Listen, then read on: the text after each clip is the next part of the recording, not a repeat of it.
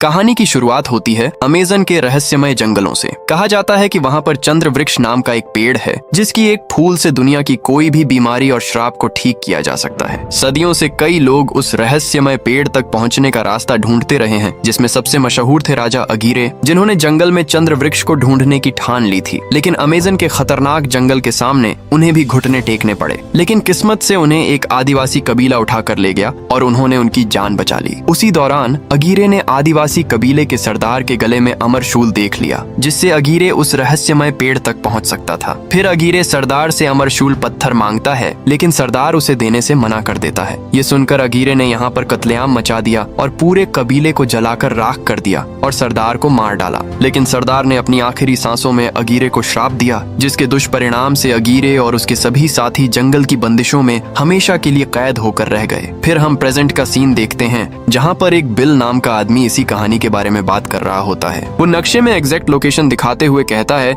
कि अगर उसे अमरशूल पत्थर दे दिया जाए तो वो उस रहस्यमय पेड़ को ढूंढ सकता है और उस पेड़ की मदद से वो कई खतरनाक बीमारियों की दवा बनाकर बीमारियों को खत्म कर सकता है। दरअसल ये स्पीच वहाँ बैठी उसकी बहन ने लिखी थी, जिसका नाम लिली होता है। लिली इस स्पीच को पढ़ रही होती है और उसका भाई बिल उसके साथ साथ स्पीच को बोल रहा होता है, ताकि वो सोसाइटी के लोगों से अमरशूल पत्थर ले सके और एक नई खोज कर सके। अब यहाँ पर लिली को पता पड़ता है कि बिल सोसाइटी के लोगों को अमरशूल देने के लिए मना नहीं पाएगा, तो वो इस काम को खुद ही करने के लिए निकल जाती है। लिली के हाथ पर अमरशूल तक जाने का नक्शा बना होता है और लिली उसी की मदद से आगे बढ़ रही होती है। तभी रास्ते में उसकी टक्कर प्रिंस पार्क से हो जाती है। प्रिंस पार्क को लगता है शायद लिली रास्ता भटक गई है और वो लिली को आगे का रास्ता बता देता है। अब लिली उस गेट के पास आ जाती है जहाँ अमरशूल रखा होता है। लिली इस गेट को खोलने की कोशिश करती है, लेकिन तभी यहाँ पर एक आदमी आ जाता है और वो कहता है कि यहाँ पर किसी को भी आने की इजाजत नहीं है। इस पर लिली कहती है मुझे पता नहीं था, और लिली इस आदमी को बेहोश कर देती है और गेट खोलकर छुपके से अंदर चली जाती है। यहाँ पर लिली देखती है कि इस रूम में बहुत सारे लोग काम कर रहे होते हैं, तो लिली वहाँ रखी लड़कों वाली ड्रेस पहन लेती है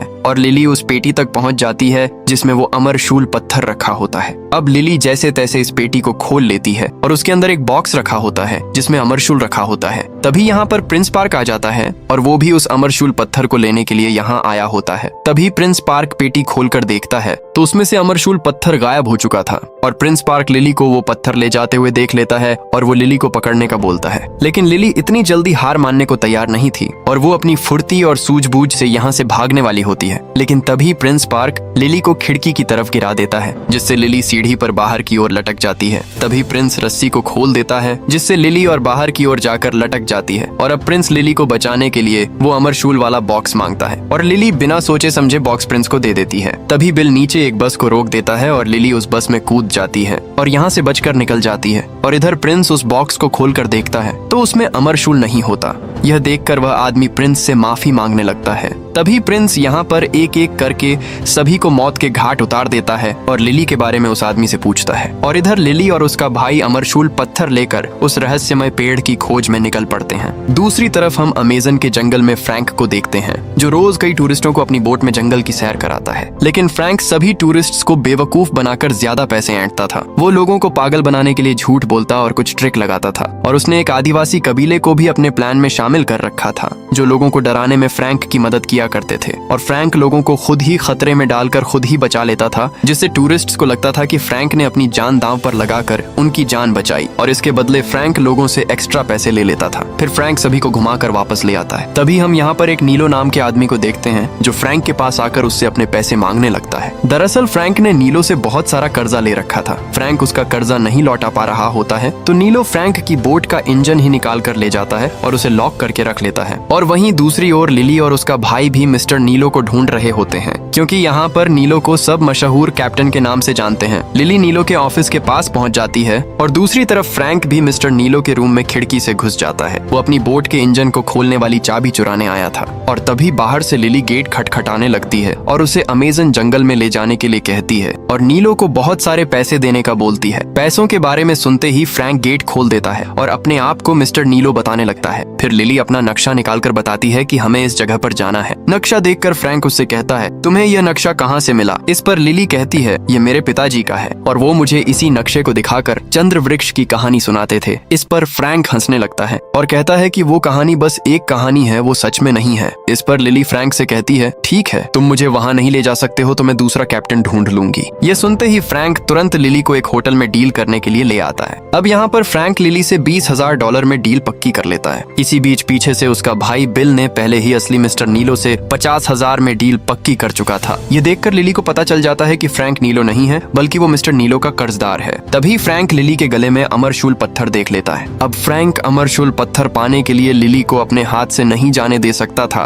तो वो डील के पैसे घटाकर 10,000 में ले जाने के लिए कहता है और इसी बीच एक जैगुआर होटल में घुस आता है। जैगुआर को देखकर वहाँ बैठे सभी लोग अपनी अपनी जान बचाकर यहाँ से भागने लगते हैं और उसी दौरान मिस्टर नीलो भी यहाँ से भाग जाते हैं। तभी जैगुआर हमला करता है, लेकिन फ्रैंक बीच में आकर जैगुआर से लड़ने लगता है। कुछ देर तक फ्रैंक और जैगुआर के बीच घमासान युद्ध होता है। फिर फ्रैंक एक मांस का टुकड़ा खिड़की से बाहर फेंक देता है और जैगुआर उसके पीछे भाग जाता है और फ्रैंक यहाँ पर सबकी नजरों में हीरो बन जाता है। ये देखकर लिली फ्रैंक से इम्प्रेस हो जाती है और उससे 12,000 में फिर से डील पक्की कर लेती है। फिर लिली और उसका भाई बोट पर अपनी जरूरत का सामान रखने लगते हैं। इसी बीच प्रिंस पार्क के लोग लिली को किडनैप करके पक्षियों के पिंजरे में बंद कर देते हैं और यहाँ से ले जाने लगते हैं। तभी यहाँ पर नीलो भी आ जाता है क्योंकि फ्रैंक ने फिर से उसका इंजन चुरा लिया होता है। ये देखकर फ्रैंक यहाँ से जल्दी निकलने की कोशिश करता है और नीलो के लोगों के आने से पहले यहाँ से निकल जाता है, लेकिन लिली अभी तक बोट पर नहीं आई होती है और इधर लिली मौका देखकर दुश्मनों पर हमला कर देती है और वहाँ पर सारे पक्षी उड़ जाते हैं। पक्षियों को देखकर फ्रैंक समझ जाता है कि लिली मुसीबत में है। फिर फ्रैंक बिल के हाथ में बोट थमाकर लिली की मदद करने चला जाता है और वहीं लिली प्रिंस के लोगों को अकेले ही धूल चटा देती है। उसी बीच फ्रैंक वहाँ पहुँच जाता है और लिली का एक जोरदार घूंसा खाता है। इस पर लिली उसे सॉरी बोलती है। फिर दोनों यहाँ से बोट की ओर जाने लगते हैं, लेकिन रास्ते में फ्रैंक पानी में कूदकर आगे जाने का बोलता है, लेकिन लिली को तैरना नहीं आता तो वो दूसरे रास्ते से जाने का फैसला लेती है और दुश्मनों से बचते हुए लिली तार पर झूलकर बोट की ओर बढ़ती है और फ्रैंक भी लिली के पास बोट पहुंचाने की कोशिश करता है। तभी लिली के चेहरे पर एक कपड़ा आकर चिपक जाता है जिससे लिली को कुछ भी दिखाई नहीं देता और वो आगे जाकर जोर से टकराती है और गिर जाती है। उसी दौरान फ्रैंक भी बोट को लिली के पास ले आता है और लिली जल्दी से बोट पर चढ़ जाती है। वहीं दूसरी ओर प्रिंस पार्क को उसका एक साथी बताता है कि लिली फिर से बचकर निकल गई। इस पर प्रिंस बहुत गुस्सा होता है और खुद लिली से वो अमरशूल पत्थर छीनने के लिए निकल पड़ता है। दरअसल प्रिंस पार्क को वो अमरशूल पत्थर इसलिए चाहिए क्योंकि वो चंद्र वृक्ष के फूल से अपनी सेना को बहुत शक्तिशाली बनाना चाहता है, जिससे वो विश्व युद्ध जीतकर पूरी दुनिया पर राज कर सके। फिर प्रिंस अपनी सबमरीन को ऊपर लाता है और फ्रैंक की बोट पर ताबड़तोड़ गोलियां बरसाने लगता है। ये देखकर फ्रैंक अपनी बोट को फुल स्पीड में भगाने लगता है और जब इससे बात नहीं बनती तो प्रिंस फ्रैंक की बोट को उड़ाने के लिए एक मिसाइल छोड़ देता है। यह देखकर फ्रैंक अपनी बोट की स्पीड बढ़ाकर सीधे एक घर की ओर ले जाता है और घर पर अपनी बोट चढ़ाकर उसे बचा लेता है और मिसाइल नीचे निकल जाती है और फ्रैंक यहाँ से बचकर निकल जाता है। इधर प्रिंस की सबमरीन के इंजन में एक रस्सी लिपट जाती है जिससे वो अनकंट्रोल हो जाती है और मिस्टर नीलो की लगभग सभी बोट को मिटा देती है। अब रास्ते में जाते समय फ्रैंक अपनी बोट से बातें करता है और उसके जख्मों पर मरहम करता है। ये देखकर लिली उसे सटका हुआ समझती है। फिर लिली शांति से बैठकर किताब पढ़ रही होती है। इसी बीच पानी में से कई सारी पिंक कलर की डॉल्फिन सतह पर आकर मस्ती करने लगती हैं। यह देखकर लिली बहुत खुश हो जाती है और डॉल्फिन्स के साथ खेलने लगती है। यह देखकर फ्रैंक लिली से कहता है, ये बहुरूपीय हैं, इनकी आंखों में मत देखना,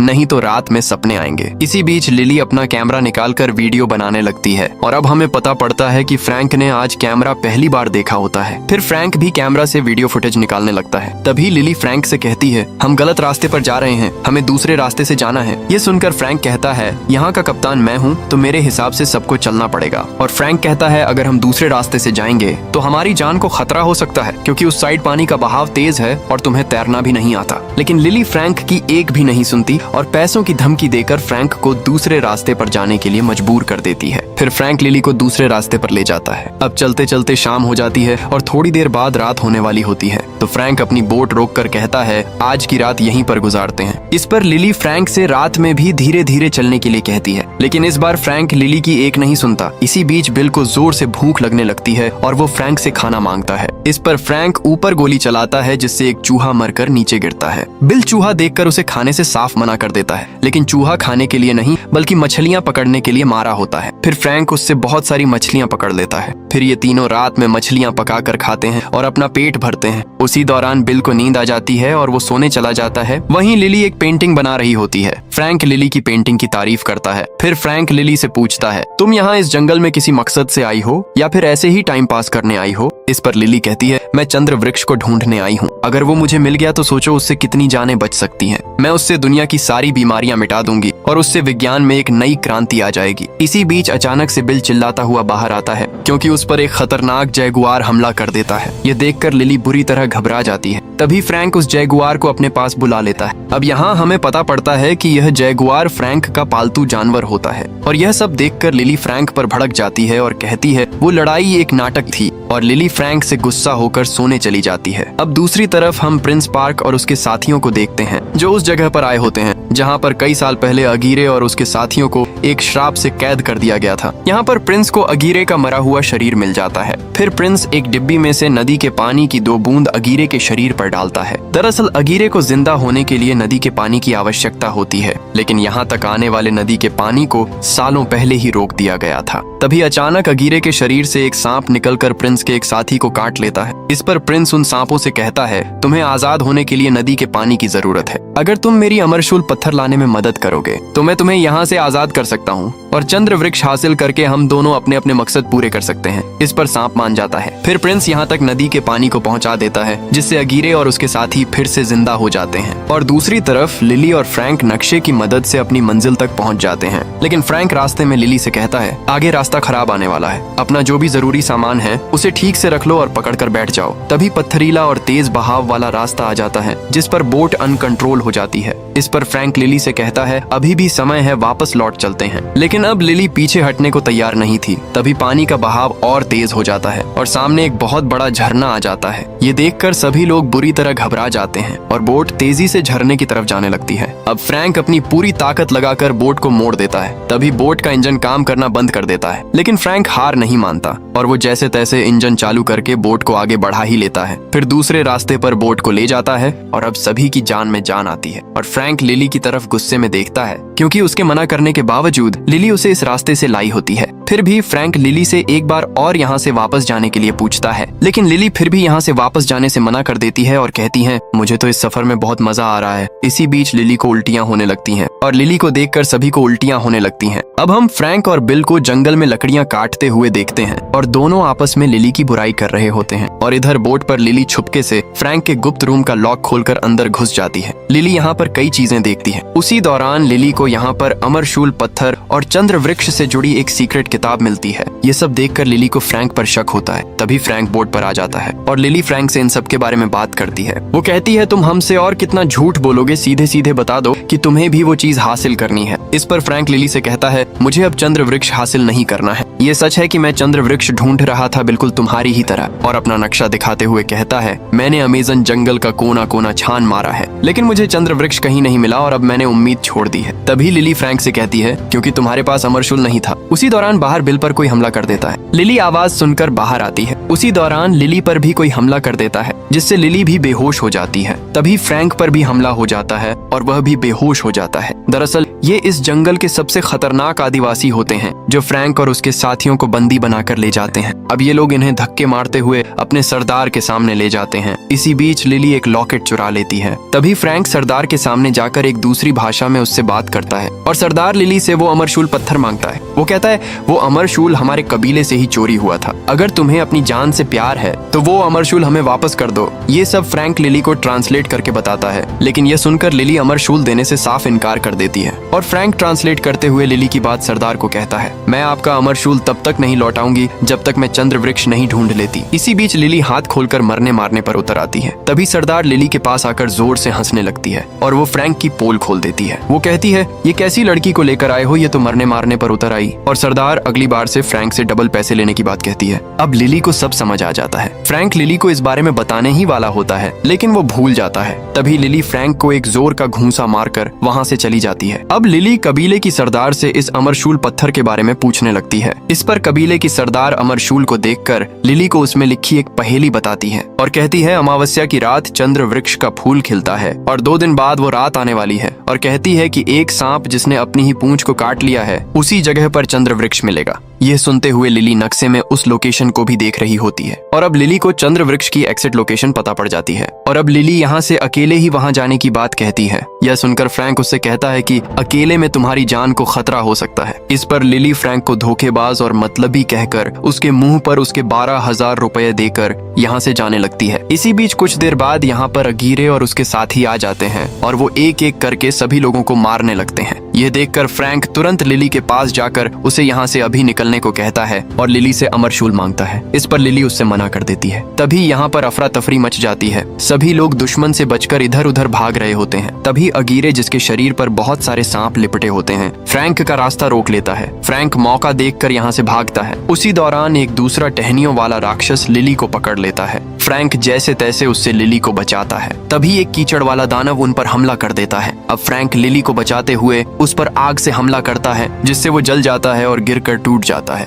उसी दौरान एक शहद वाला राक्षस लिली को पकड़ लेता है और उस पर बिल गोली चलाता है, लेकिन उसको कुछ भी नहीं होता। फिर वो लिली के गले से अमरशूल छीनकर अगीरे की तरफ फेंक देता है। अमरशूल मिलते ही अगीरे वहाँ से भागने लगता है, लेकिन फ्रैंक उसे देख लेता है और उससे अमरशूल छीनने के लिए आ जाता है, लेकिन अमरशूल उसके सांप के मुंह में होता है। तभी अगीरे फ्रैंक के सीने में तलवार घुसा देता है, लेकिन फ्रैंक अमरशूल छीनकर नीचे गिरने लगता है और गिरते गिरते फ्रैंक अमरशूल को लिली की तरफ फेंक देता है और नीचे गिर जाता है। ये देखकर लिली को फ्रैंक के लिए बहुत बुरा लगता है। तभी सरदार लिली को यहाँ से भागने के लिए कहती है और साथ में कहती है कि जितना हो सके नदी से दूर रहना, क्योंकि अगीरे और उसके साथी नदी से बंधे हुए हैं। फिर लिली अपनी पूरी जान लगाकर यहाँ से भागने लगती है और अगीरे और उसके साथी भी अमरशूल के लिए लिली का पीछा कर रहे होते हैं। तभी एक साथी लिली को नीचे गिरा देता है और अगीरे लिली से अमरशूल लेने ही वाला था। तभी नदी इन सभी को वापस खींच लेती है। यह देखकर लिली को थोड़ी राहत मिलती है। अब इधर अगीरे और उसके साथी आपस में बातें करते हैं और अमरशूल कैसे हासिल करें सोचते हैं, क्योंकि अगीरे और उसके साथी नदी से दूर नहीं जा सकते। तभी अगीरे प्रिंस पार्क का नाम लेते हुए कहता है कि ये काम अब एक ही आदमी कर सकता है। फिर अगीरे प्रिंस तक खबर भेजने के लिए कुछ मधुमक्खियों को भेजता है और इधर लिली को फ्रैंक मिल जाता है और वो जिंदा होता है। ये देखकर लिली बहुत खुश हो जाती है, लेकिन फ्रैंक के सीने में अभी भी तलवार फंसी होती है। ये देखकर लिली घबरा जाती है। इस पर फ्रैंक उससे तलवार निकालने को कहता है। फिर लिली फ्रैंक के सीने से तलवार खींचकर बाहर निकाल देती है। ये देखकर बिल बेवजह बेहोश हो जाता है। फिर कुछ देर बाद बिल को होश आता है और लिली बिल को यहीं छोड़कर आगे बढ़ने की बात कहती है और दूसरी तरफ प्रिंस अपनी समरीन से आगे बढ़ रहा होता है। तभी उसको बाहर कुछ मधुमक्खियां दिखाई देती हैं। मधुमक्खियों को देखकर प्रिंस तुरंत अंदर आने का रास्ता खोल देता है और मधुमक्खियां अंदर आकर प्रिंस से बात करती हैं और नक्शे पर बैठकर उसे सारी बात बता देती हैं कि अमरशूल कहाँ मिलेगा। वहीं दूसरी ओर लिली फ्रैंक के घाव पर टांके लगा रही होती है। उसी दौरान लिली फ्रैंक से पूछती है, आखिर तुम हो क्या? ये सुनकर फ्रैंक लिली को उसके बारे में सारी बात बताता है कि वो कौन है। फ्रैंक कहता है, मेरे पिता एक सिपाही थे। उनके जाने के बाद अगीरे के पिता ने मुझे अपना लिया और उन्होंने अगीरे और मुझे भाइयों की तरह पाला। मेरी उम्र 400 साल की है। एक दिन अचानक अगीरे की बेटी की तबीयत खराब हो गई और उस बीमारी को सिर्फ चंद्र वृक्ष के फूल से ही ठीक किया जा सकता था। इसीलिए हम लोग चंद्र वृक्ष की तलाश में निकल पड़े। हमें रास्ते में बहुत कठिनाइयां आई, लेकिन हमने हार नहीं मानी।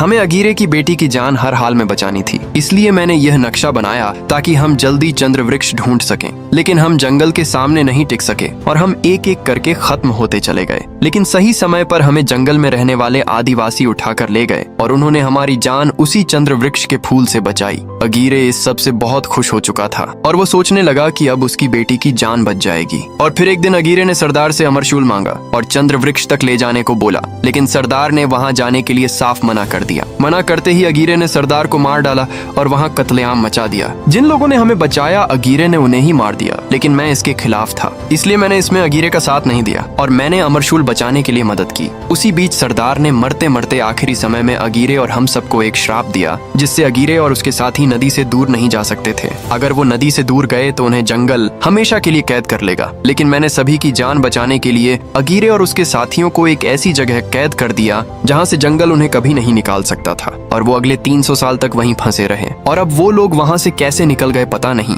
और उतने समय में मैंने एक गाँव बसा दिया और कई दोस्त बनाए, कई दोस्त बिछड़े और फिर मैंने चंद्र वृक्ष ढूंढ ढूंढने का फैसला किया। फिर मैंने एक बोट बनाई और चंद्र वृक्ष को ढूंढने निकल गया, लेकिन मुझे वो कहीं नहीं मिला। चूंकि मैं नदी से दूर नहीं जा सकता था, तो मैंने अपनी बोट पर टूरिस्टों को नदी की सैर कराना शुरू कर दिया और दूसरी तरफ हम बिल और सरदार को एक नाव में जाते देखते हैं। तभी यहाँ पर प्रिंस अपनी सबमरीन लेकर आ जाता है और नाव को ऊपर उठा देता है। यह देखकर सरदार पानी में कूदकर यहाँ से भाग जाती है। फिर प्रिंस बिल को अंदर ले जाकर उस आदिवासी कबीले को मिसाइल से उड़ाने की धमकी देता है और कहता है कि तुम्हारी बहन यहाँ से अमरशूल लेकर गई है, उसका पता पूछता है। तभी बिल नक्शे में उस जगह पर उंगली रखकर बता देता है और कुछ मधुमक्खियां भी उस जगह को देखने लगती हैं। तभी प्रिंस उन मधुमक्खियों को मारने लगता है और तब तक मारता है जब तक सारी नहीं मर जाती, क्योंकि प्रिंस चंद्रवृक्ष के फूल को किसी के साथ बांटना नहीं चाहता था। और इधर लिली और फ्रैंक उस जगह तक तो पहुंच जाते हैं, लेकिन उनको यहाँ पर कोई चंद्रवृक्ष का पेड़ नहीं दिख रहा होता है। ये देखते हुए फ्रैंक पानी के नीचे जाता है तो उसे वहाँ पर एक लीवर दिखता है जिसे खींचने से कोई गेट खुल सकता है, लेकिन वो ज्यादा लंबा चौड़ा होने की वजह से लीवर तक नहीं पहुंच पाता है। फिर फ्रैंक लिली को वहां जाने के लिए कहता है, लेकिन लिली को तैरना नहीं आता था, तो फ्रैंक उसे अपने साथ वहां तक ले जाता है और लीवर खींचने को कहता है। इसी बीच लिली का पैर एक बटन पर रख जाता है जिससे वो वहां पर बंद हो जाती है। फिर फ्रैंक उसे अपने मुंह से सांस देता है और लिली उस लीवर को खींचकर खोल देती है, जिससे नदी का पानी बहना रुक जाता है। वहीं बाहर फ्रैंक पर बहुत सारी पिरान्हा मछलियां हमला कर देती हैं। उसी दौरान लिली को सांस न मिलने की वजह से वो बेहोश हो जाती है और यहाँ का सारा पानी धीरे धीरे कम होने लगता है और फ्रैंक लिली को वहाँ से निकालकर होश में लाने की कोशिश करता है। लिली होश में आते ही सीधे फ्रैंक में एक थप्पड़ मार देती है और उस पर चिल्लाने लगती है और कहती है, तुम मुझे मरने के लिए छोड़कर चले गए। इस पर फ्रैंक लिली को समझाने की कोशिश करता है, लेकिन लिली कुछ सुनने को तैयार नहीं थी। तभी फ्रैंक देखता है कि प्रिंस पार्क भी यहाँ आ चुका है, जिसके कैद में लिली का भाई बिल है और उसी की वजह से प्रिंस यहाँ तक पहुँचा है। तभी अंदर से एक मधुमक्खी निकलकर यहाँ से भाग जाती है जो गलती से बच गई थी। फिर प्रिंस लिली के पास जाकर उसे डरा धमकाकर अमरशूल उससे ले लेता है। यहाँ पर फ्रैंक चाहकर भी कुछ नहीं कर पाता है और प्रिंस फ्रैंक से चंद्रवृक्ष तक ले जाने को बोलता है। फिर फ्रैंक अपनी बोट को आगे की ओर बढ़ाता है और कुछ देर में ये सभी लोग चंद्रवृक्ष तक पहुंच जाते हैं, लेकिन पेड़ तो कई सालों से सूखा और बेजान पड़ा हुआ था। लेकिन प्रिंस जानता था कि पेड़ को फिर से जिंदा फ्रैंक या लिली ही कर सकती है, तो वो लिली से पेड़ में फूल खिलाने के लिए बोलता है। इस पर फ्रैंक फूल खिलाने के लिए मान जाता है और कहता है, इसके बदले इन दोनों को यहाँ से जाने दो और मुझे फूल की एक पंखुड़ी देनी होगी। इस पर प्रिंस फ्रैंक को एक पंखुड़ी देने के लिए मान जाता है। फिर फ्रैंक अमरशूल लेकर एक गोले के अंदर जाता है और वहाँ बनी पहेली सुलझाने की कोशिश करता है, लेकिन उससे कुछ नहीं होता। फिर प्रिंस लिली से फ्रैंक की मदद करने के लिए कहता है, लेकिन अब यहाँ पर लिली भी अपनी एक शर्त रख देती है। वो कहती है, मुझे भी एक पंखुड़ी चाहिए, तभी मैं इसमें मदद करूंगी। इस पर प्रिंस गुस्से में कहता है, मैं सिर्फ एक पंखुड़ी दूंगा, अब तुम दोनों देख लेना वो पंखुड़ी कौन रखेगा। इसी बीच फ्रैंक और लिली इशारे में कुछ बात कर लेते हैं और लिली इस काम के लिए मान जाती है। फिर दोनों मिलकर इस पहेली को सॉल्व करने के लिए अमरशूल को तोड़ते हैं और उसमें से एक गुलाबी रंग का क्रिस्टल निकलता है और उसी दौरान अमावस्या का चांद निकल आता है और क्रिस्टल की मदद से चंद्रवृक्ष में जान आ जाती है, जिससे पूरा चंद्रवृक्ष फिर से जिंदा हो जाता है और उसमें बहुत सारे फूल खिलने लगते हैं। ये देखकर सभी के होश उड़ जाते हैं और तभी प्लान के मुताबिक लिली बंदूक निकालकर फ्रैंक को गोली मार देती है, जिससे फ्रैंक पेड़ से नीचे पानी में गिर जाता है और लिली प्रिंस से कहती है, अब पंखुड़ी मेरी हुई। फिर लिली और प्रिंस फूल तोड़ने आगे बढ़ते हैं। तभी चांद डूबने लगता है। वहीं नीचे फ्रैंक मरता नहीं है और वो एक एक करके प्रिंस के लोगों को मारने लगता है। इसी बीच मौका देखकर लिली रस्सी की मदद से ऊपर चढ़ जाती है और दौड़कर फूल तोड़ने जाती है और तभी चांद डूबने की वजह से पेड़ फिर से बेजान होने लगता है। सारे फूल गायब होने लगते हैं। तभी चांद पूरा डूब जाता है और लिली मौके पर पहुंचकर फूल की एक पंखुड़ी तोड़ लेती है। तभी पेड़ की डाल टूटने से लिली नीचे गिरने लगती है, लेकिन लिली एक जगह लटक जाती है और वहाँ प्रिंस आकर फूल की पंखुड़ी मांगने लगता है। तभी लिली पंखुड़ी को नीचे फ्रैंक की तरफ फेंक देती है और प्रिंस को अपने रास्ते से हटा देती है और नीचे फ्रैंक पंखुड़ी को जैसे तैसे पकड़ लेता है। तभी यहाँ पर अगीरे और उसके साथी आ जाते हैं। अब प्रिंस अगीरे के मुंह पर वार करता है और उसी कट में से सांप निकलकर प्रिंस पर हमला कर देते हैं। फिर अगीरे और उसके साथी पंखुड़ी के लिए लिली के पीछे पड़ जाते हैं। लिली अपनी जान बचाकर भाग रही होती है। ये देखकर फ्रैंक अगीरे को पंखुड़ी दिखाकर अपनी ओर आकर्षित कर लेता है और फ्रैंक बिल से कहता है, अब हमारा सफर यही तक था और लिली से कहना वो मेरी जान से बढ़कर है। और फ्रैंक अपने जगुआर को भी बिल के साथ छोड़ देता है। फिर फ्रैंक अपनी बोट को फुल स्पीड में भगाने लगता है, लेकिन अगीरे और उसके साथी फ्रैंक तक पहुंच जाते हैं और उस पर हमला करने लगते हैं। लेकिन फ्रैंक एक एक करके उन्हें धूल चटा रहा होता है, लेकिन अगीरे भी पंखुड़ी छीनने के लिए अपनी पूरी ताकत लगा रहा होता है और अगीरे फ्रैंक को पकड़कर उससे पंखुड़ी मांगता है, लेकिन फ्रैंक के पास वो पंखुड़ी नहीं होती और उसी दौरान बोट आगे दीवार से टकरा जाती है, जिससे बोट के छितड़े उड़ जाते हैं और जंगल की लंबी लंबी डालें आकर फ्रैंक और उसके साथ सभी लोगों को पकड़कर अपने में कैद कर लेती हैं और सभी एक बार फिर पत्थर की बेजान मूरत में बदल जाते हैं। और इधर बिल लिली से कहता है, फ्रैंक तुम्हें खुद की जान जान से भी बढ़कर मानता था और वो तुम्हारे लिए यह पंखुड़ी देकर गया है। ये देखकर लिली घबराकर फ्रैंक की ओर भागती है और लिली यहाँ पर आकर देखती है तो फ्रैंक एक बेजान पत्थर की मूरत में बदल चुका था। अब लिली बहुत दुखी हो जाती है और फ्रैंक के चेहरे को हाथ लगाकर एल उससे रोते हुए कुछ कहती है और अपने पास रखी पंखुड़ी को निकालकर फ्रैंक के मुंह में रख देती है, जिससे पंखुड़ी फ्रैंक के मुंह में चली जाती है। लेकिन इससे कुछ होता नहीं है